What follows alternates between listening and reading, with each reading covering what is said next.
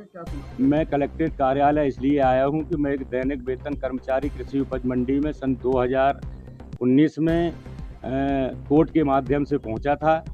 वाहन चालक मेरा पद है, परंतु मैं इस बात से पीड़ित हूँ, मेरा पूरा परिवार इस बात से पीड़ित है कि मैं घर पे बैठा था और मुझे बगैर पूर्व सूचना के मंडी के अधिकारियों ने घर बैठे फ़ोन किया कि आपको रिटायर कर दिया गया। तो मैं पूछता हूं कि ऐसा कौन सा नियम है कि कर्मचारी को बिना पूर्व सूचना के और रिटायर कर दिया जाए।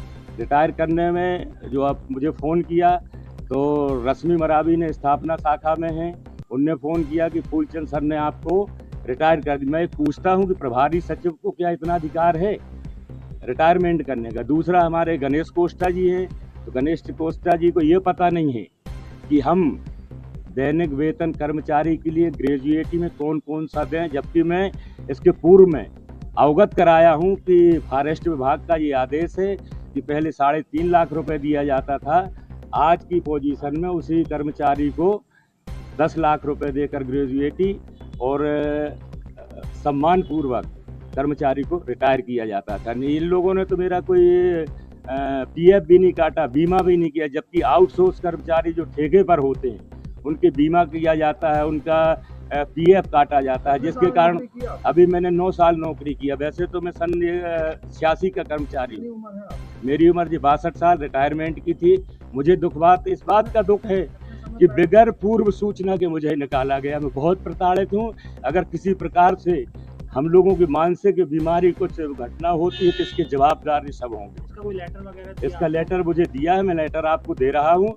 और जब मैंने फूलचंद सर से पूछा कि आप प्रभारी हो, कैसे आपने वो किया, तो उनने कहा कि मैं आर के संयाम साहब जो मुख्य सचिव हैं उनकी सलाह लेकर के आपको रिटायर किया। समय पहले आपको रिटायर किया, कितना समय हो गया? नहीं, मेरा तो रिटायरमेंट का समय था। मुझे दुख इस बात का नहीं, 17 तारीख को मुझे लेटर थमा दी और मैं घर पे ड्यूटी करके बैठा हूँ।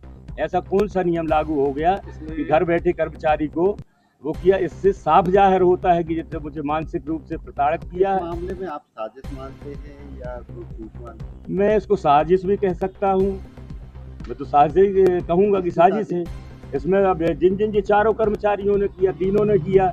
मान लो फूलचंद गौड़ है, स्थापना शाखा है, अकाउंटेंट में गणेश कोष्ठा जी हैं। गणेश कोष्ठा जी अकाउंटेंट बहुत बड़ी चीज़ होती है शाखा को चलाने के लिए, लेकिन उनको भी मैं अवगत करा रहा हूँ। और वो पता नहीं कैसे अचानक 30 मेरे से बोला गया कि आप 30 तारीख को रिटायरमेंट हो गए। रामकेश पटेल।